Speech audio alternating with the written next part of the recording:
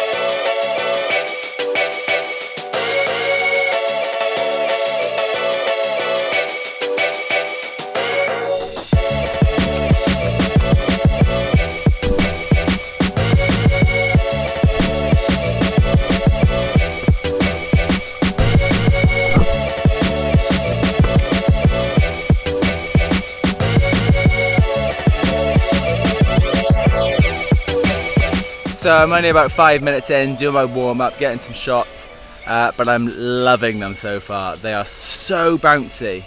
Can notice the weight difference between the Next Percent, but the bounciness is unbelievable. There's some points I'm already noticing, but I'm looking forward to finishing my warm-up, putting them through the paces at a bit of a more steady tempo type of run, and letting you know what I think then.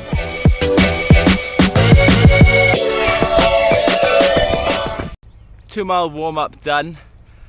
You know you're either overexcited or you're wearing a very fast shoe when your warm-up ends up being 6:07 pace. I know I stopped and paused my watch a number of times to take shots, but the actual running bit was a lot quicker than my normal warm-up.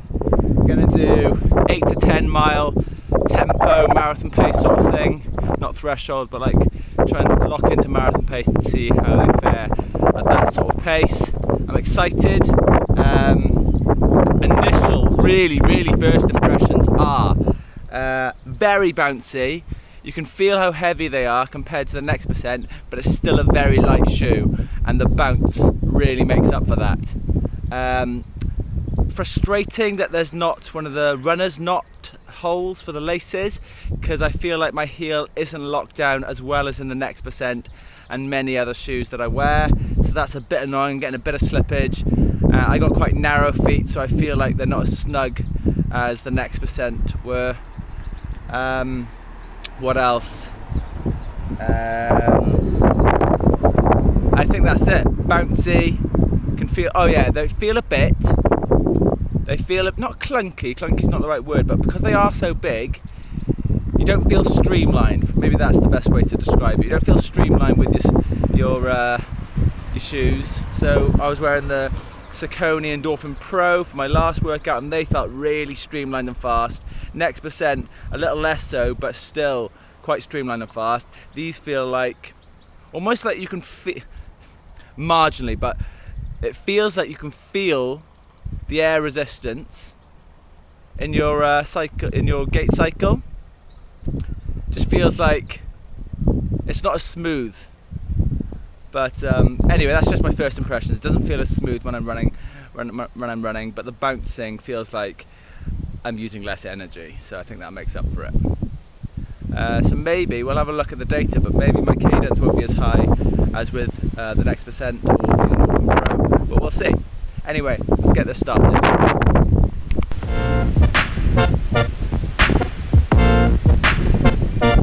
And we're done. 10 miles, 5:30 pace. Was a struggle today. Really windy in one direction. Like, felt like I just couldn't get moving. Was struggling to break 6 pace. Obviously quicker the other way, but you never get as much back from a tailwind that you lose from a headwind. So it was tough. But anyway, the reason you're watching this video is to find out how the Alphafly performed. And they were good, really good. But not without their flaws. So I'll get back home and I'll tell you exactly what I thought of them and whether I would choose the Alphafly or the next percent for a marathon, and what I'd race the shorter distances in at the moment. So I'm looking forward to letting you know about that. I need to do a cool down, but happy to bank a nice 10-mile tempo. So I'm back from my run. Let's talk about the Alphafly next percent. Let's dive straight in. I'm going to break down the different aspects of the shoe, and then I'm going to talk about my first impressions wearing it and how I felt. There we go. There's the shoe. I've shown you before. Let's start with the upper. So Nike have brought out a new upper called the Atom Knit. It's very similar to the Fly Knit material that was on the 4%, but I would say it's stronger, a bit firmer. It's like a bit more scratchy than the Fly Knit material. Like in the Fly Knit 4%, it's one sock-like structure attached to the base of the shoe. They've changed it. It's very different from the Vaporwave. So on the next percent, we have this plasticky material on the Vaporwave. And one of the reasons they gave for turning to Vaporwave was because it was strong, light, but also in the Fly Knit material, when it was bad conditions, when it was raining, it would hold on to the moisture and make the shoe heavier. I haven't worn these in the rain, but they've said this also doesn't hold on to that moisture. It's very light material. It's very perforated, if you like. You can see through it. It's very light, perforated. How does it feel on the foot? I like it. I like how it hugs the foot. It feels good on. What I dislike is the lacing system. The lacing system is very much like the 4%, and I can't get that lockdown feeling that I get in the next percent. In the next percent, you've got 2 holes where you can do the runner's knot. That means you can really lock down the laces and get a secure fit. Whereas in the next percent, there is no second hole. It just comes out and that's it. There's nothing here locking you down. And I found that was frustrating. I just felt like at the ankle area, I wouldn't say I've got narrow feet. Maybe I've just got normal feet. I haven't got wide feet though. But I just didn't feel locked down there. Which in a racing in a racing shoe, I should say, as we've now gone away from the days of flat racing shoes, you want to feel locked down. Anyway, let's continue talking about the upper.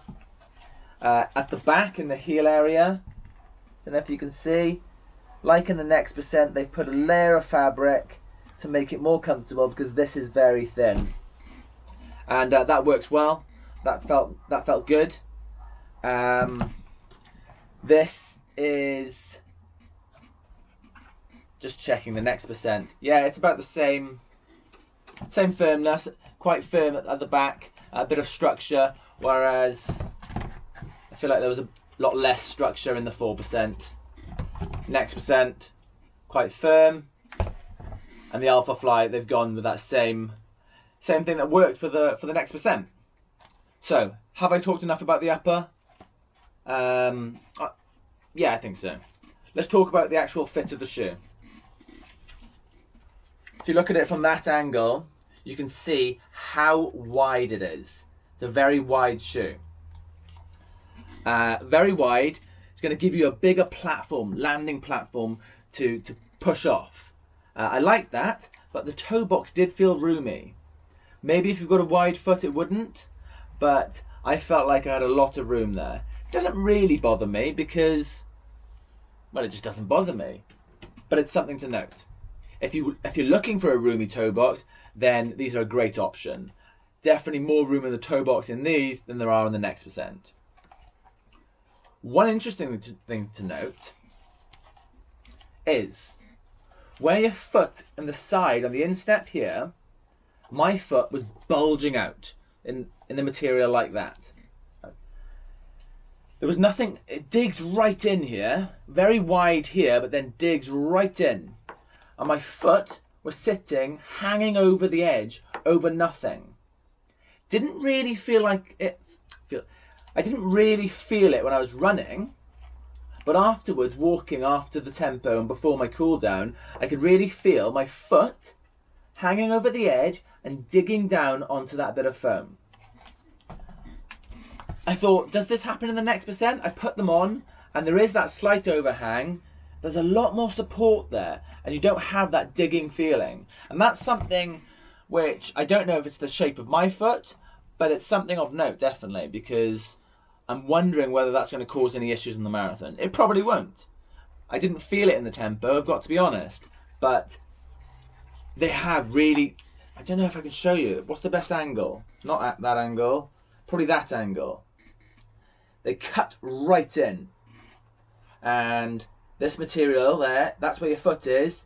And it's on that edge there, not being supported by anything. I said, yeah, so roomy toe box, narrow through the midfoot, heel, nice, but just without that lockdown that I would hope for in the laces. Shall we move on to this crazy amount of technology here? So I haven't measured the stack height, but I know in the sample size, it's 40 and 36. So 40 at the heel, 36 at the midfoot, which is a 4mm drop. The Next Percent was an 8mm drop, and it was 40 and 32. Those drops are relative to the size of the shoe. So I'm a UK size 10, so I'm going to have an even bigger stack height and an even bigger midfoot height as well. It'll be the same drop, 4mm, but I've got even more shoe underneath me. Do I need all of that shoe? I don't know.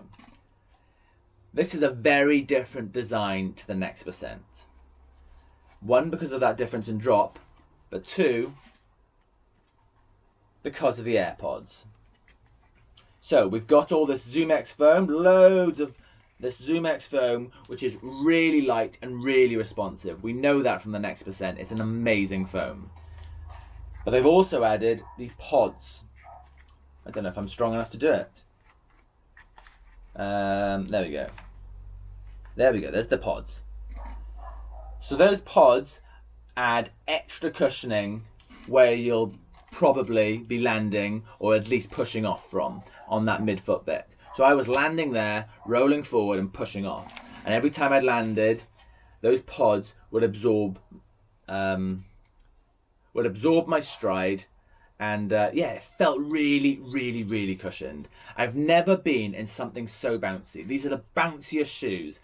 I tried on the next percent and put the next percent on my left foot, these on the right foot, and the next percent are the bounciest shoe, and they felt firm. And that's a crazy thing to say. These are just incredibly bouncy. And one thing to note is, while I was running, I was playing with my form, and I was playing with where I was landing. And there's a slightly different sensation whether you land directly on that pod or a little bit further forward or a little bit further back. So I was playing with how I was landing, and I don't know if I was getting more energy return, but there was definitely a different sensation when I landed in a certain way. It wasn't a good sensation, it wasn't a bad sensation. It was just a very cushioned, bouncy feel. Whether you want to land like that, I don't know. I'd be interested in testing it out and seeing if there's any efficiency gains from certain ways of running. But it was interesting, and for a while I was landing. I think what I was landing is directly on those pods, and I could really feel the cushioning. What else do we need to talk about? Well, the outsole, the rubber. There's absolutely loads of it. I was surprised by this. As it's a racing shoe, you'd think they would be trying to save as much weight as possible, and yet they've got loads of rubber, and rubber's heavy. So it looks really durable. The grip looks amazing and felt great, but there's just so much of it. And I'm thinking, have they actually made a much more durable shoe than I was expecting? Because that's a lot of rubber. Felt great, I just don't know if it's required. Lots of people wear these for a couple of runs, put them in a box, bring them out for marathon day. They don't need all that rubber. They just need a shoe that's going to absolutely smash the marathon with them. But interesting, because the grip feels great, and it's just seems quite durable. Although after one run, you can see it starting to, well, I don't know, it's just scuffed, isn't it? It's not starting to anything, but there we go. You can see slightly scuffed.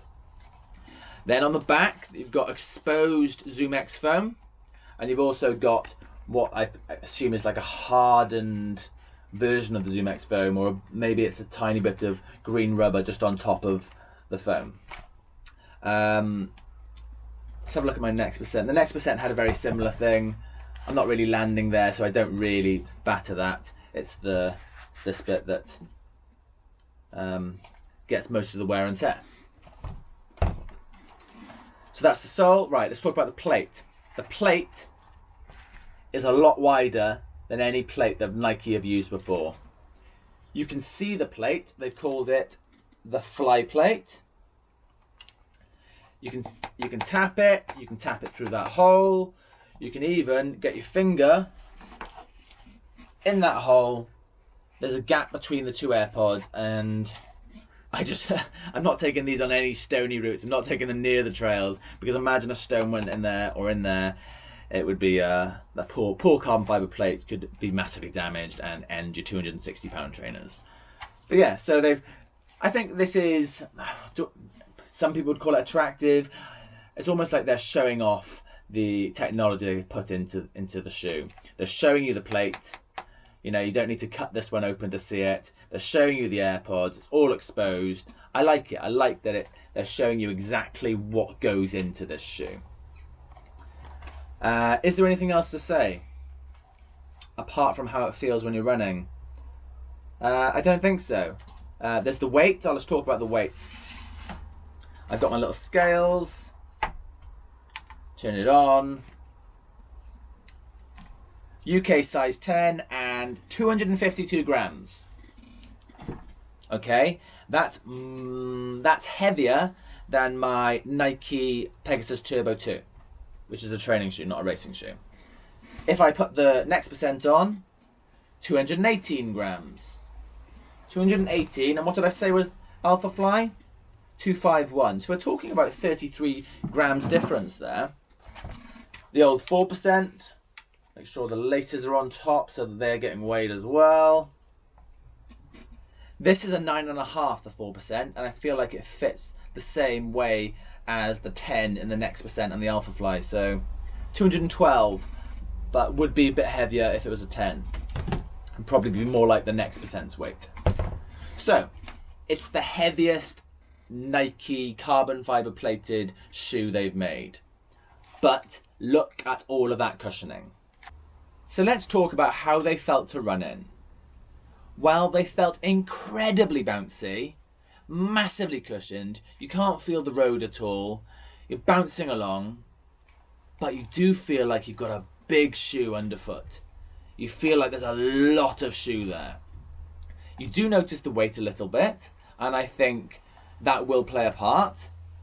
But more than just the weight, you feel, I don't think clunky is a fair word, but you feel like you've got a big shoe, and your gait cycle doesn't feel fast. You don't feel fast with this massive shoe.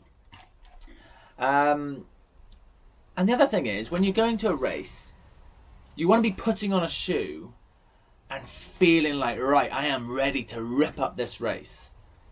I didn't feel that with this. Maybe I was expecting magical things, but I put this on and I felt like Seth James D'Amour put it pretty well. I feel like you're wearing boats on your feet and you're running along with these really bouncy boats. They're clearly efficient.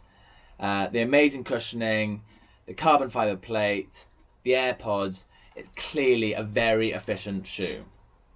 Would I wear it for 5k? I just don't think so. 10k? Probably not. Potentially a half marathon, but where I think these are going to excel is the marathon or even an ultra marathon, because they protect your feet so much. I can't imagine your calves and your legs just feeling sore wearing these. I feel like you can run fast in them, but you just won't batter your legs. So obviously Kipchoge was instrumental in the design of these, and I know they sent him loads of prototypes, and he used to write notes, and he sent the notes back to Nike, and they've made this shoe. After the sub 2 marathon, he was jogging the next day for 30 minutes, and he's never done that before. He said it's the first time he's gone out the next day after a marathon because his legs felt okay. Interestingly, I met Kipchoge after the 2018 London Marathon, and he was sitting there with a few other runners, and I disturbed him and asked, "Can I have a photo?" And he said yes. He was really nice guy, and he needed his friends to help him out of his seat. His legs were absolutely battered, you could tell, and it was a really strange moment because I thought to myself, "Oh wow, the elites." They're like me, they're like the rest of us. They run the marathon, they run it really hard, and here's the best marathon runner ever, and his legs are absolutely battered. Looking back, what would he have been wearing? A version of the Vaporfly 4%, which is a great shoe and really does protect your legs, but this will protect your legs so much more. There's just so much cushioning, and I think you can run a fast marathon in this, and you will really protect your legs with that cushioning. Whether you need all of this is another story. Maybe the heavier runners, Kipchoge's definitely not heavy, but maybe some heavier runners, this is going to be an amazing shoe. But maybe some lighter runners, and those lighter on their feet, don't need all of this. Maybe the next percent's fine for them, and it's a lighter shoe, it's still loads of cushioning, it's still got a plate. But you know, the other carbon fiber plate trainers that are coming out are incredible. The Saucony Endorphin Pro, an amazing shoe. So whether you need so much shoe to run a fast marathon, I don't know. I do know this is a very bouncy ride though. It's an exciting shoe, but it doesn't feel fast. What I want to see Nike do is strip this back, strip it back. I don't know about the AirPods. I don't know if they're necessary. I almost feel like it's Nike showing off innovation. Whether it's actually saving you percent, I don't know.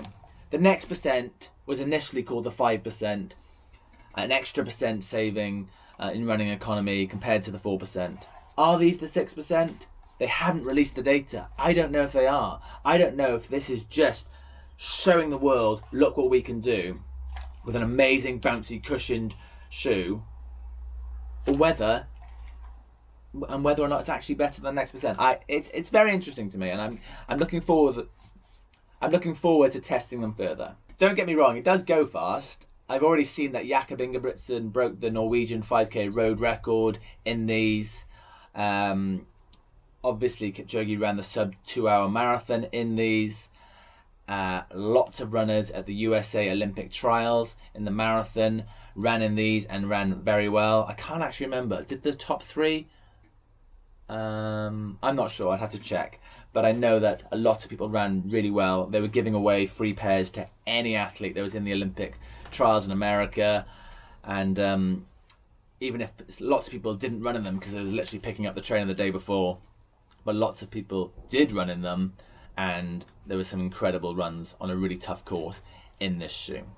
So what I'll do is, this has just been a quick, actually I'm not sure how quick it's been. This has just been my first impressions of the Alphafly Next Percent. What I'm gonna do is I'm gonna do some comparisons. I'm gonna take some data. I'm gonna get the Next Percent and the Alphafly. I'm gonna get them on the treadmill. I'm gonna go at the same pace. I'm gonna see how they perform with my heart rate, with the power data. I think they can get some really interesting stuff out there. When I compare my 10-mile tempo, ended up being 5:30 pace. Heart rate was 2 beats, average 2 beats higher than a 10-mile tempo 2 weeks before. Oh no, the week before in the Next Percent, exactly the same pace. It was actually, I think there was 7 seconds difference, same course. However, I did today's tempo in 18 miles per hour wind. The other tempo was in 5 miles per hour wind. So that pretty much accounts for the difference in heart rate. So I think the efficiency of these trainers with the Next Percent is going to be very, very close. And I'm interested to find out what the results are. Because the Next Percent has by far been the most efficient shoe I've ever worn. I'm wondering if this can beat it. Another thing that I nearly forgot to mention is I read somewhere, it's very difficult to get information. I thought Nike would be better at putting out the exact facts. Even just finding out the drop and stuff like that on different size shoes is almost impossible. They tell you the sample size, but they will not tell you the different drops of different sizes. But anyway, what I did read is that the plate in this, very, very firm, feel that? Don't snap it, but the plate, the firmness of the plate depends on the size of the shoe. And apparently that is contrary to the Next Percent, where they use the same firmness whatever size shoe you are, whereas in this Alphafly they're using a firmer plate for if you've got a bigger shoe, and if you've got a smaller shoe they're using a less firm plate. And I don't know if they're assuming that people with smaller feet weigh less and don't need as much pop, don't need as much firmness in the plate. I don't know, but that's what I read, and I'd be interested to see how people have found that. Talking about the firmness in plates, I don't know if my plate is degenerated in this one, but this one, yeah. So the Next Percent is definitely less firmer plate in the Alphafly. Whether that's because I've worn the Next Percent, I don't know how many miles that's in them. Probably about 100, maybe more. And this has only got 14 miles in it. I don't know. But this is very firm. Okay, I think that's enough. I think I've talked about it enough. So, in summary, what would I say? I'd say these are the bounciest, most cushioned, bouncy, exciting shoe I've ever worn. But I don't think I'd race in them for the shorter distances. Whereas with the Next Percent, I PB'd everything. 5k, 10k, half marathon, everything. I just PB'd everything in the Next Percent. I would wear them for a mile rep. I would wear them for anything because they're just so efficient. You feel that pop of the plate and you want to race anything in them. Whereas with this, I want to race a marathon in them. But that's about it. If I was going to do a road ultra, if I was going to do comrades or something, I would definitely wear these. especially if you're doing the downhill. All that cushioning would be amazing. But yeah, marathon, road ultra, but I wouldn't be excited to put them on for a shorter race, especially with the innovation that's coming out with rival brands. I really like the Saucony Endorphin Pro. I think that's a really exciting shoe, and that feels fast when you put it on. It feels streamlined. This feels doesn't feel streamlined. Feels, you can almost feel, it seems silly to say, but you can almost feel the air resistance as you come through your gait cycle, whereas with a really slim shoe you don't feel that at all. So yeah, that's the end of my review. Come back to my channel. We've got the Saucony Endorphin Pro up next. That's the next review. Also, like I said, we're going to take this for a few tests on the treadmill, but also some other tests, and compare it to the Next Percent and see which is more efficient, because that's what matters to me. I don't care really whether it feels like I'm wearing boats on my feet. What I care about is which is going to run the faster marathon for me. And if this is more efficient and keeps my heart rate slightly lower, and means I'm burning through less fuel in the marathon, then this will be the shoe for me. Thank you very much. Like, subscribe, share. I'd love comment. If anyone else has worn this shoe, tell me what you think. I'm really fascinated whether people have got similar opinions to me or if I'm just out on my own here. Has anyone else noticed the overhang here? Does anyone else find it where you land on the pod makes a difference? Does anyone else find it a little bit too heavy? And does anyone else find it the most bouncy shoe they've ever worn? Thank you, and see you next time.